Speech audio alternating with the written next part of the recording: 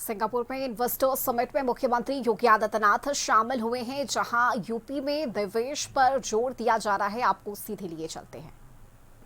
एक महत्वपूर्ण centre IT का कल भ्रमण करने का अवसर प्राप्त हुआ था।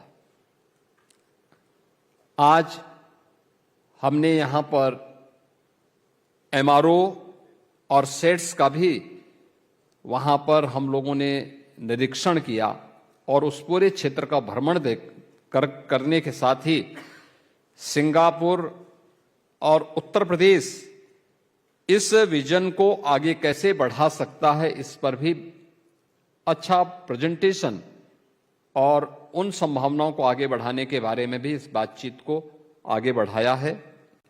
मुझे प्रसन्नता है कि कल से अब तक हम लोगों ने यहां पर तमासेक, जीआईसी, यूएससी, सेट्स, यूबीपीएन, जीएसएस ग्रीन, शेपकॉर, ब्लैकस्टोन इत्यादि संस्थाओं के चेयरमैन एंड सीईओज के साथ हमारी बड़ी सार्थक चर्चा हुई है और अन्य बिजनेस लीडर के साथ भी अलग अलग चरणों में हमारी यहां पर बातचीत हुई। ये कल से लेकर के अब तक के इस बिजी शेड्यूल के बीच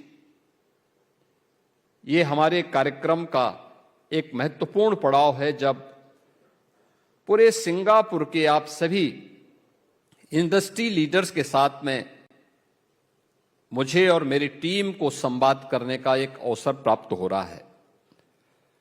आपने भारत की प्रगति को पिछले 10-11 वर्षों में एक नई आयाम को छूते हुए देखा होगा। प्रधानमंत्री मोदी जी के नेतृत्व में नया भारत आज दुनिया की एक बड़ी अर्थव्यवस्था के रूप में अपने आप को स्थापित करने की ओर अग्रसर हुआ है।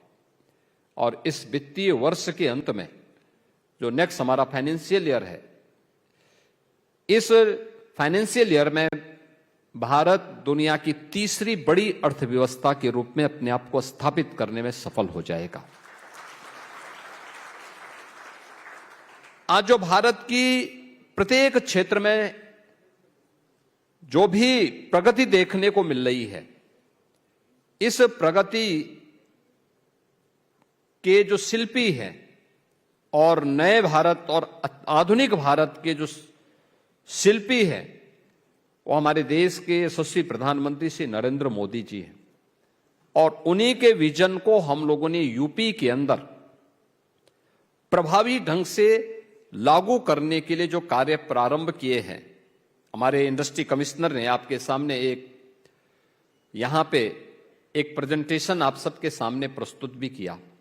यहां के कुछ इंडस्ट्री लीडर्स ने भी उत्तर प्रदेश की प्रगति के बारे में आपके सामने और हमारे साथ जो अभी तक एमओयू हुए हैं, इन एमओयू के बारे में भी यहां पर कुछ महानुभावों को मंच पर आकर के आपके सामने एक फोटोग्राफ्स भी उनके सामने आपके सामने यहां पे प्रस्तुत करने का एक अवसर हमें प्राप्त हुआ है।